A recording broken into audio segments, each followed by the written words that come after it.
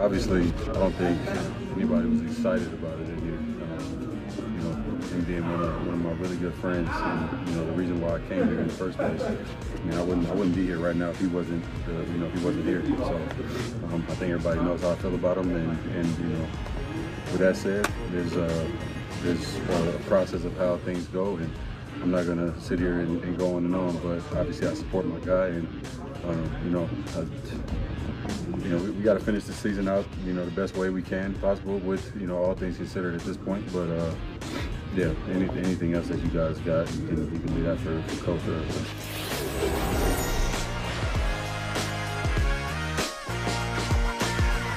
All right, that was Vegas superstar receiver Davante Adams with a very measured response talking about the benching of Derek Carr. Now, Matthew, yesterday, you and I and Lawrence Jackson, we talked about all the reasons why it did not make sense for the Las Vegas Raiders to bench Derek Carr, and then about an hour later, the Las Vegas Raiders benched Derek Carr. I think what we missed was the injury guarantee on his contract, which seems to be the driving force behind this, and now it's going to be the Jarrett Stidham show. Yeah, I mean, that was among the reasons we said that, there's no way they're going to do it. Obviously, he's Davante Adams' best friend, and, Jarrett Stidham ended good. And by the way, if you're going to go to Jarrett Stidham, why start him against San Francisco this week? Boy, that's a really tough spot to put him in. Yeah, we were wrong. We were dead wrong. Josh McDaniels does not care for our logic. Yeah, it does feel like it's a money-saving move, and it does feel like Derek Carr has probably played his last game for the Raiders. I think he does not have I think it's like a $5 million cap hit is what I saw online for next year, which for a quarterback is really not very much at all, given, how big his contract is. And so, right, to make sure he doesn't get injured and they're on the hook for a much larger number, I guess they're going to shut him down. He will be inactive this weekend as well. Jarrett Stidham gets the start against San Francisco. He's got 61 career pass attempts this year, Jarrett Stidham does. In those 61 career pass attempts, 2 touchdowns, 4 interceptions, and now he gets a Niners defense that has allowed 1 or fewer touchdown passes in 6 of their last 8 games. They also allowed touchdown passes at the 4th lowest rate this season.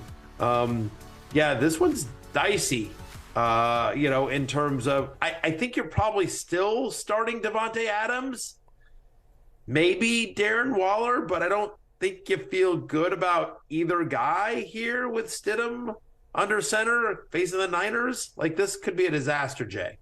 Yeah, it's a bit all over the place, I think. And look, you're going to start Josh Jacobs, but you don't feel great about that either, given the matchup against basically now the best rushing defense in football in San Francisco. Yeah. I think you still have to start Davante Adams. It's still Davante Adams. They're going to feed him the ball. And yeah, very weird situation. He's been bad recently. He has it's just the whole offense has struggled, so maybe nowhere to go but worse. But it's just, it depends on what else you have there, but you probably don't have a wide receiver or running back that has the opportunity and skill set of Davante Adams or Josh Jacobs. So you sort of got to bet on talent and volume there and hope for the best. Maybe there's some junk time as well.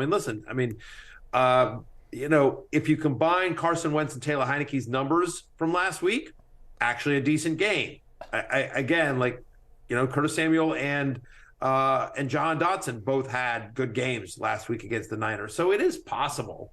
It's just not likely. But I'm banking on talent and volume there and reluctantly starting Adams, Jacobs, and probably Waller. Waller did make the hate list, as you'll see coming up later, a little bit later here, but he made the hate list, and yet he's still a borderline top 10 tight end this because it's just, the position is so brutal.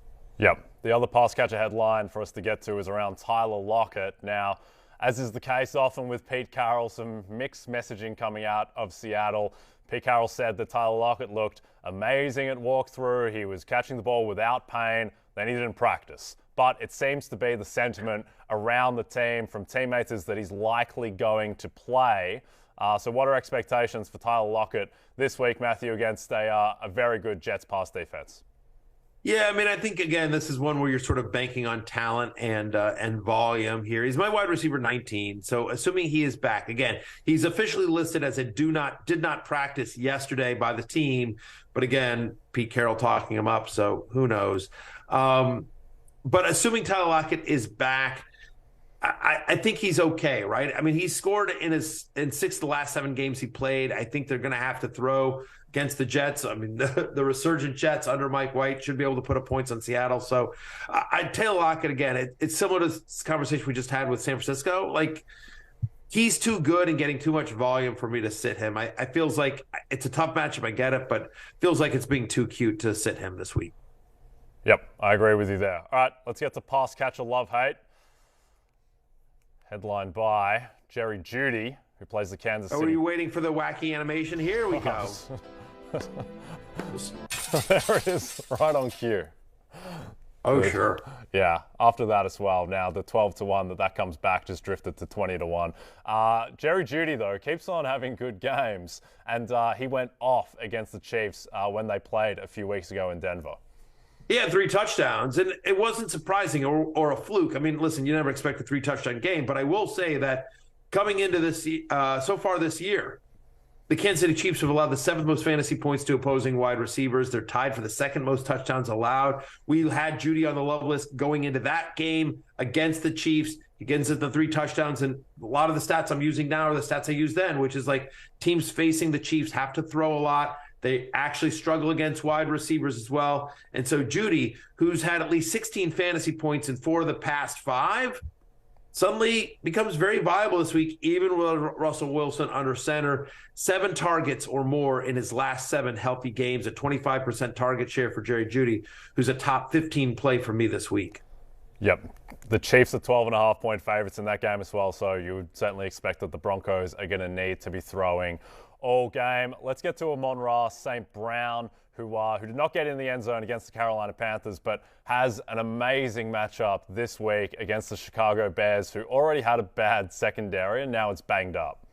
Yeah, it is. And by the way, coming into this game, no team in the NFL allows a higher catch rate to the slot than the Chicago Bears. Obviously, the slot is where Amon-Ra St. Brown lines up for the majority of his snaps. The game is in Detroit, where Jared Goff has played better. Hint about who's coming up on the love list when we get to quarterbacks. But look, he's in all the games in which Amon-Ra has been healthy this year, he's got a 31% target share. And so you think about that Week 10 game against the Bears when they faced this team earlier, and that game was in Chicago. 10 for 119 for Amon-Ra St. Brown. I believe this game has the highest over-under on the slate. I believe it's 52 at BetMGM. And so we expect a lot of points to be scored in the Dome in Detroit. Give me the Sun God as a top 3 play this week.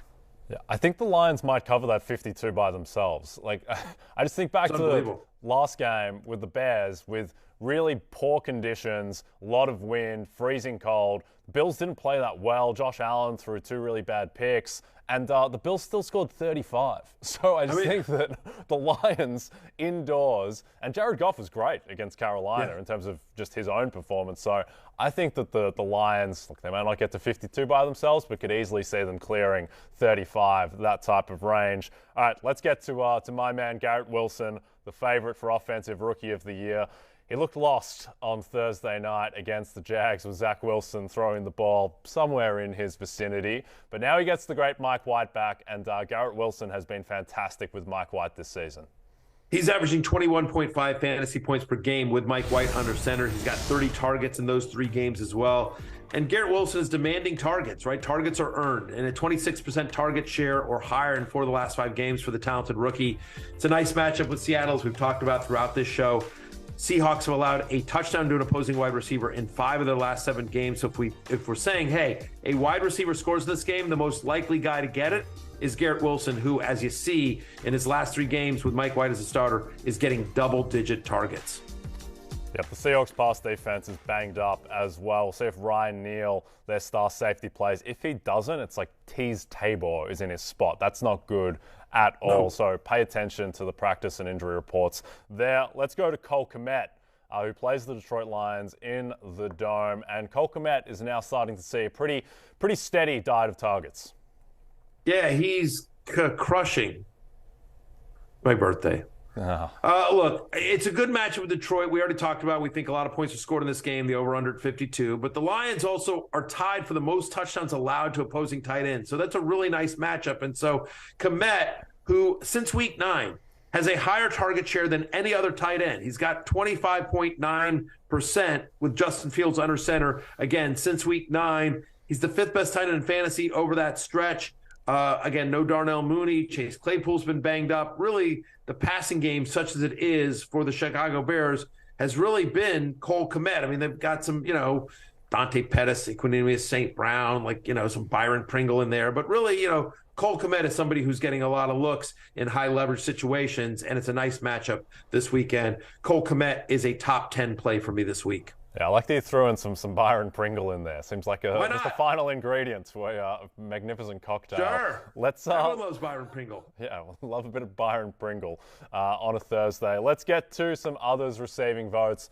Headlined by Allen Lazard, who could be in for a big day against a pretty poor Minnesota pass defense, and also Christian Watson might not be there. Yeah, exactly. He did not practice yesterday, so we'll see. Oh my goodness. Christian Watson did not practice Wednesday. So Allen Lazard, who had 11 targets last week, he's had double-digit fantasy points in every game where he's had at least 6 targets. And again, got the 11 last week. Vikings, this secondary has struggled.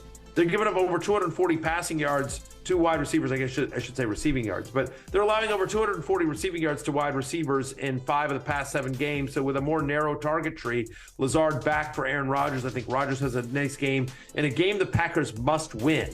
And so Allen Lazard is kind of interesting. I'm stumbling here a little bit because I just got an alert from my Fantasy Life app that there is a report out there. This is from, want to see who exactly is saying this. It is from at Justin M _NFL, who works for the Draft Network and covers the Titans as well. He is saying that the Titans are benching Malik Willis tonight and are starting Josh Dobbs, their 3rd-string quarterback, against the Cowboys. Again, that's per Justin M _NFL. I don't know enough about him to know if he's if he's a truly verified source, but his Twitter bio does seem like he's very close to the Titans, for whatever that is worth. It's interesting. Thursday Night Football just got that much better. Josh Dobbs. I mean, That's right? what it's all about. Might actually be more fun. Yeah. Can I tell you something, though? Yeah. Probably doesn't matter. Yeah. So Josh Dobbs obviously was a college star there. He's a star in Tennessee, so it's back home. He's a great quarterback for the Volunteers back in the day. He spent a lot of time in the Steelers organization. And I interviewed Josh Dobbs, I don't know, 5 or 6 years ago, whenever he came out, and at the NFLPA rookie premiere that I go to every year. One of my favorite interviews I've ever done. Josh Dobbs is an awesome human being. I don't know how he'll do as a quarterback tonight, but I'm rooting for hell like the kid because I really like him as a person. Unbelievable, just a great interview. And by the way, if you know a lot about Josh Dobbs as just a person and some of the stuff he does in the community, just like an awesome human being, top to bottom. Yep, no, he's got a 100% approval rating. And look, Malik Willis hasn't been good so far, and he's in a tough context. He doesn't have. He doesn't have the receivers that you would want to put around a rookie quarterback. But, I mean, if Josh Dobbs plays well tonight, there might be a quarterback controversy for the AFC South showdown in Week 18 between the Jags and Titans. And I'll just say this. I do think at least Josh Dobbs has some, in theory, competency to him, right? We've seen him complete passes in the NFL. I think, though, at least – my guess is that if this actually does happen, if this report ends up being true, that the reason they're going to Dobbs would be that they feel like he at least can run the offense a little bit more efficiently than Malik Willis, that they have confidence in him running much more of the playbook than Malik Willis. So if you're truly desperate and you're starting Treylon Burks, you're starting Chig Okonkwo tonight, and I still wouldn't start any Titan tonight, other than maybe Hassan Haskins as a desperation flex play. But I do think that this at least gives you some confidence that maybe there's a glimmer of hope. I bet you Josh Dobbs isn't terrible tonight. I mean, again, that's damning with faint praise, but I bet you he isn't terrible tonight. I think you coined a phrase before. I hope someone one day says that Jay Croucher, in theory, has some competency to him. Yes. Because I feel like that might be a keeper. All right. let's go to the hate list. And no, just real quickly, I'll run through the others receiving votes. I derailed us real quickly. I'll just say Jahan Dotson getting more looks from Carson Wentz. I think he's going to get, he's Carson Wentz has played, started 4 games this year, and Jahan Dotson has 4 touchdowns in those 4 games. Just an absolute baller. He's gotten 16 or more fantasy points in 5 of the 6 games this year. He's gotten at least 5 targets. I think he gets at least 5 targets on Sunday. Brandon Cooks, huge target share last week, playing against the Jags, who allow the 4th most touchdowns to opposing wide receivers. Tyler Higbee, who scored 3 touchdowns in the last 2 weeks. He had almost 40% target share. Seems like he's got a connection there with Baker Mayfield. It's not a matchup that scares you with the Chargers. And then Tyler Conklin against Seattle, as the Seahawks have allowed the most yards to tight ends this season. They're tied for the 5th most touchdowns allowed to the position. Again, we like the Jets offense with Mike White under center. Yes, we do. Much more upside than whatever Zach Wilson was doing Thursday night. All right. Yes. Zach Wilson would have been on the hate list, but he is not. So let's talk about Bold some guys. prediction. Josh Dobbs is better than Zach Wilson was last Thursday night. Well, yeah. I think me or you playing from that closet could have been better than Zach Wilson was. I'm rooting for Josh Dobbs. I'm rooting for Josh Dobbs tonight. Would love to see him play well. Just a great kid. I am as well. Let's go hate list. Let's talk about Terry McLaurin, who, this is sad. It's your birthday, Matthew, and you put Terry McLaurin on the hate list in a must-win game for the Commanders. One of my favorite players in the NFL, but you got to call him like you see him. And the fact of the matter is I see Terry McLaurin. Carson Wentz does not. Carson Wentz came in last week. He had 16 pass attempts against the 49ers. Only one of them went to Terry McLaurin. And in fact, if you look at the numbers, he just doesn't get the massive target share with Wentz that he did with Taylor Heineke. In the 6 games in which Wentz started this year, Terry McLaurin's averaging 11.1 fantasy points per game. So he's not going to get nearly the looks that he did with Carson Wentz. He's not going to get nearly the looks he did with Taylor Heineke now that Carson Wentz is starting for the Commanders. And as we talked about, this is a tough matchup against Cleveland, as the Browns are tied for the 4th fewest receptions allowed to opposing wide receivers and the 7th fewest receiving yards. So, yeah, McLaurin outside my top 20 this week. Yeah. Are we going to get another look at the Carson Wentz photo? There it is. We don't see Carson Wentz doesn't see Terry McLaurin, but we see Carson Wentz, and there he is, a sick blend with the face of Matthew Berry. Just incredible. All right, hopefully that's the last time we ever see that photo again as we move to Zay. Jay, let me ask you this. Like, you've been my on-air partner for most of the year here. I feel like we're buddies. We've developed a bit of a relationship, a level of trust. Do you think that graphic, because it's a new year for me at NBC. I'm trying to make friends, but, some people are probably happy I'm here. Some people may resent me, and so I'm just curious.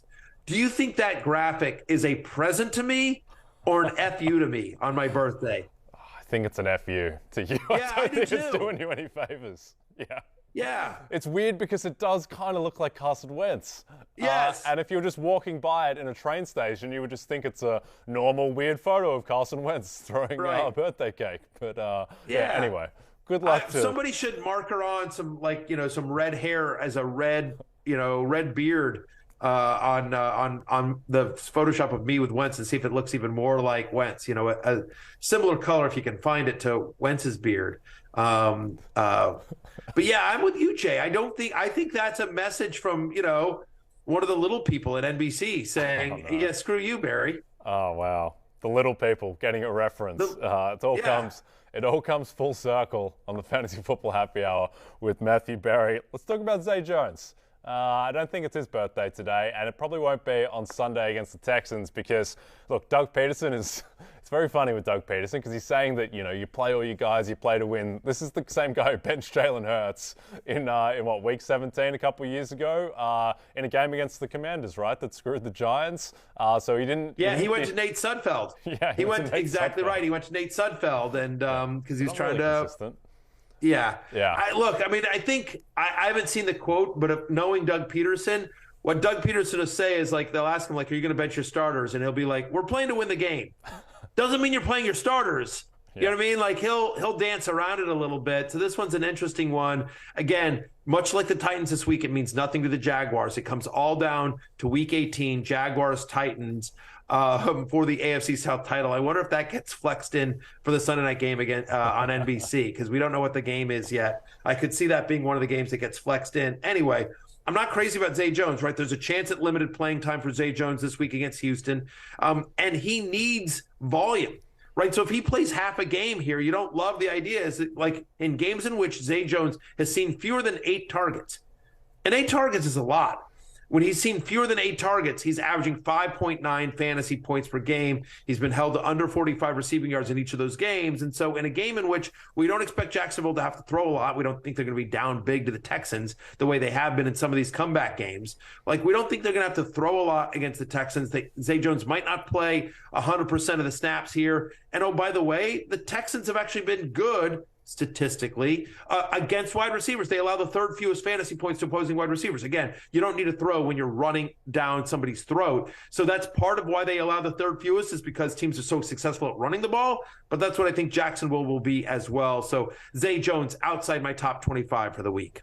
It's actually some good games on the Week 18 slate, so we might not have to deal with Malik Willis in primetime as the big game. We've got Lions at Packers. It might be Josh Dobbs after Josh Dobbs lights up the Cowboys tonight. Stop it. We love Josh Dobbs, but we can't have that. We cannot have that. We need it like Commanders, Cowboys to be winning in for the Commanders, or Packers, Lions, maybe even Giants, Eagles. That might be winning in for the Giants. I think we might be able to keep the Titans out of prime. There's been a lot of Titans lately, and a lot of Titans. A bit more fun with Ryan Tannehill. Let's talk about Darren Waller, whose I think fantasy life got turned upside down yesterday, going from Derek Carr, who, for all his sins, is still a competent NFL quarterback, and Jarrett Stidham, to your point earlier, 61 pass attempts in the NFL, and Waller's stock has to go down against the Niners.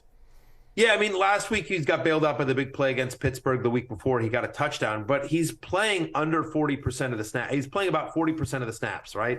Under 50% of the snaps in both of his games since he returned.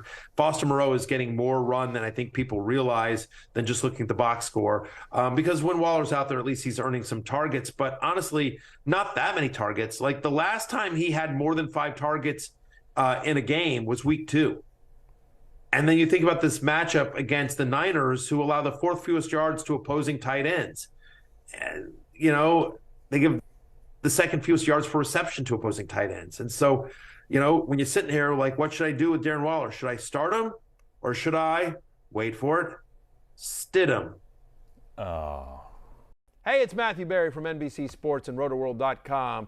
Just want to thank you so much for watching what you just watched, or at least being too lazy to click out of it after the autoplay just kept it going. So either way, thank you so much for just letting it scroll by your screen. And now I'd like to ask you respectfully, please subscribe to the NFL on NBC YouTube channel for the latest NFL news, fantasy headlines from Rotoworld, and betting analysis from NBC Sports Edge.